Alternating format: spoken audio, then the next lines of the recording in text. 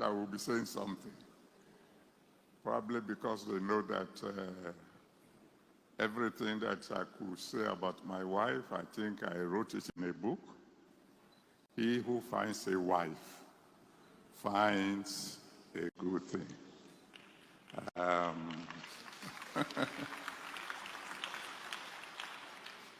Apart from the salvation of my soul and the baptism in the Holy Spirit, the best thing that God had done for me is to give me a good wife.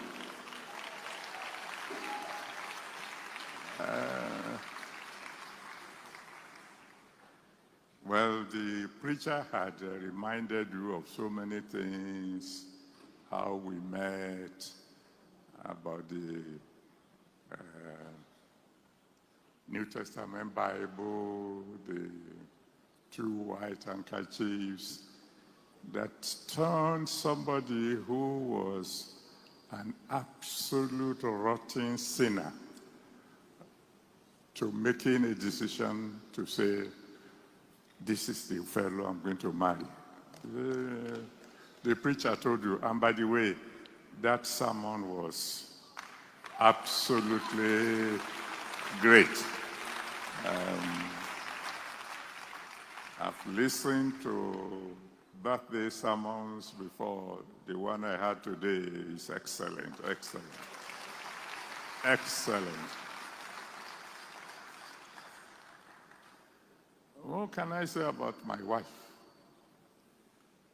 I don't want to keep on repeating what you know already. You want to die? Mess with my wife.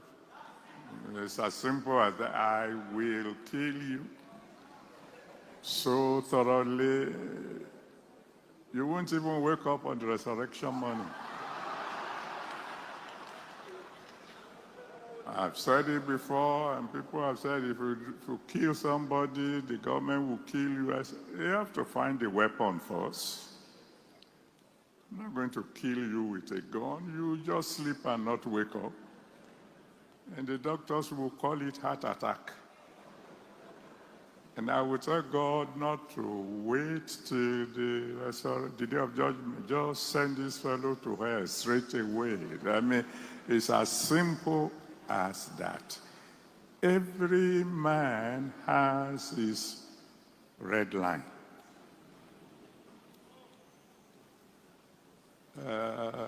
Of recent, I heard that somebody was talking and saying that Pastor Adeboye is getting the power he uses from some demons at Redemption Camp. And some people say, aren't you going to answer this one? I said, we should be praying because this man is committing the unpardonable sin. When somebody begins to give the glory of the Holy Spirit to demons, that's what Jesus Christ said. That's what they said to Jesus about Jesus. They said he's casting out demons using the power of demons. And Jesus Christ said, well, that fellow is not only doomed in this world, but he's doomed in the world to come. So when you hear somebody say that kind of thing, you should just pray for mercy for such a fellow. So even Jesus Christ had this red line. He said, you sin against God the Father, you'll be forgiven. Sin against God the Son, you'll be forgiven. But you blaspheme the Holy Spirit, so you are finished. As rich in mercy as God is, you cross that red line, you are done for. So there were all kinds of people who have been mocking us, talking all kinds of rubbish, but they have been so careful. They didn't mess around with my wife. Because if they do, you will read about it in the news. I I love you, you are my children, you are my friends, and as long as you don't touch my wife. I can't take that. You mess around with her, there's no begging. You won't even be around to do the begging. It's as simple as that. When you say, how can a man say that of a woman?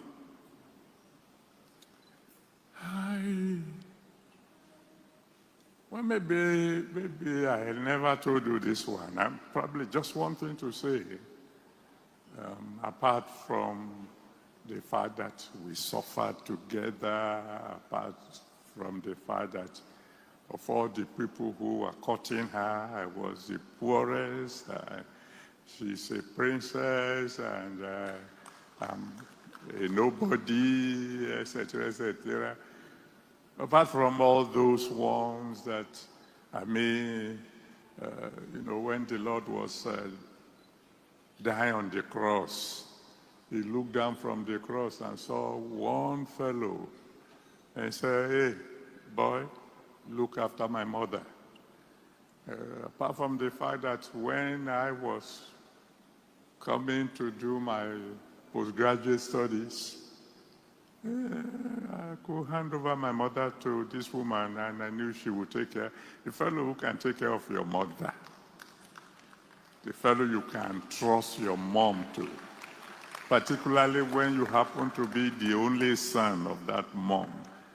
And then now somebody will now come and begin to tell you something about that woman. The best thing to do is just kill that fellow. But apart from that, there was a time I decided to fast, because I have faced challenges in my life. And there was a particular one that I knew this one is going to require fasting and prayer. So I decided I will fast. I fasted 40 days and 40 nights. And of course, whatever I'm doing, she's doing. She's very kind.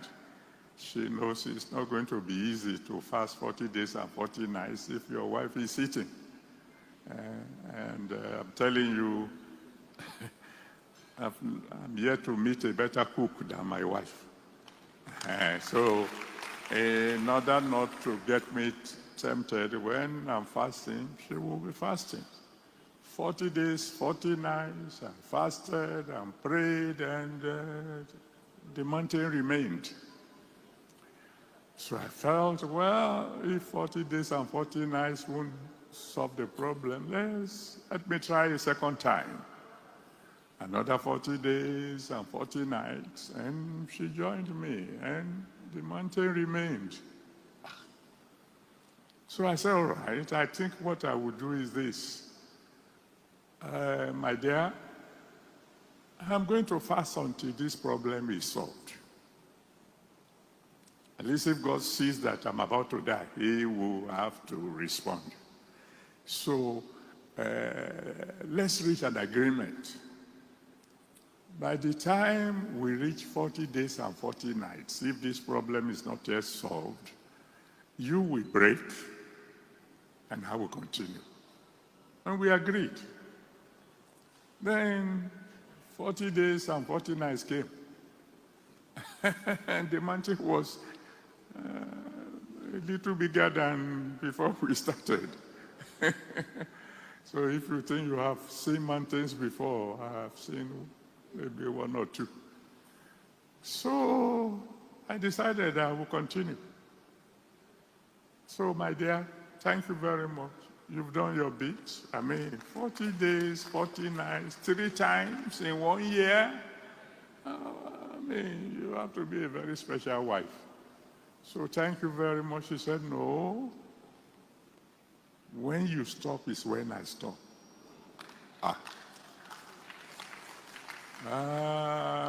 That's not what we agreed upon.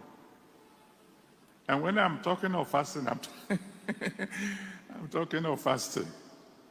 You know, that kind of fasting that all the holes in your belt, you have to punch new ones because you have contracted a little bit.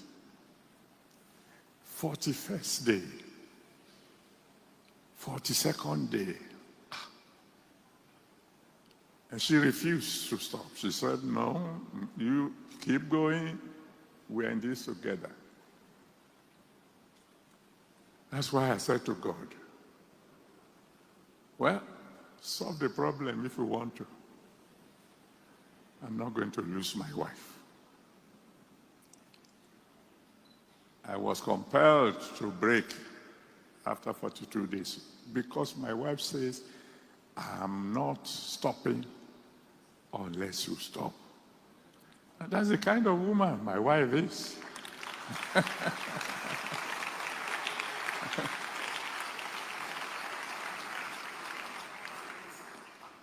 So when a man says, I want to spend the rest of my life with a woman, and the woman is someone who says, well, if you have to die, we die together.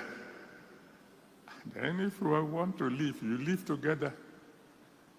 So if anybody sees the glory of God in our lives today and is upset, may God forgive.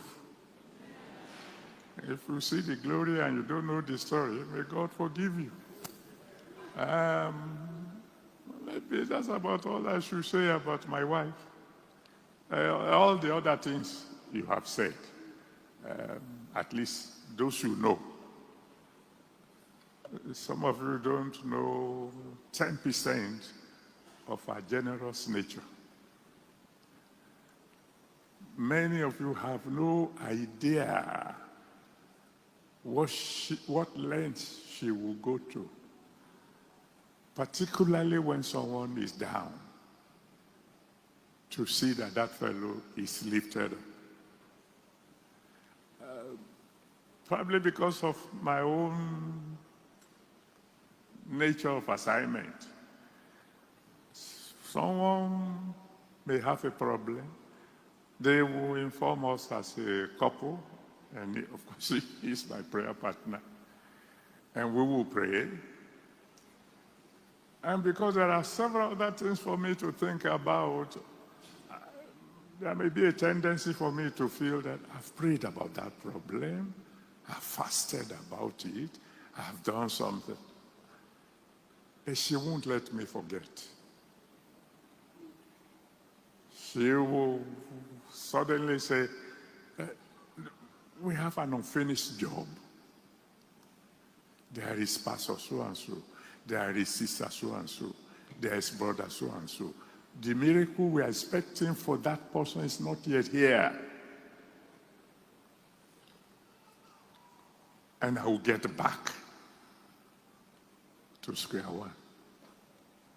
I thank God for that lady.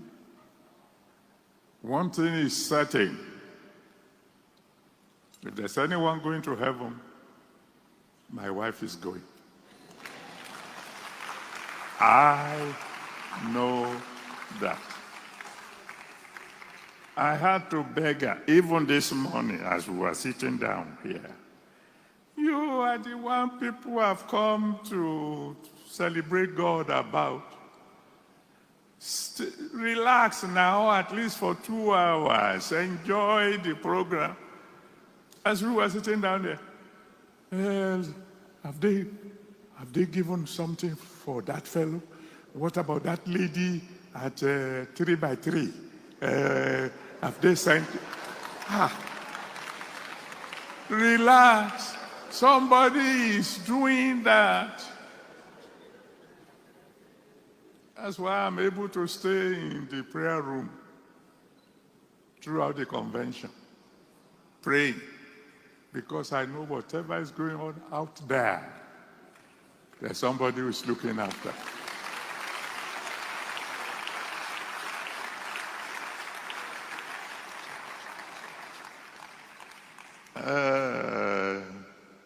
ID had always asked me, What is your pet name for your wife?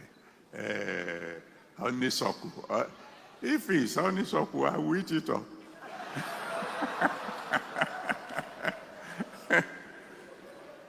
Stop trying to find out. I have a special name for her. She has a special name for me. And if it is special, then it is special. It's confidential.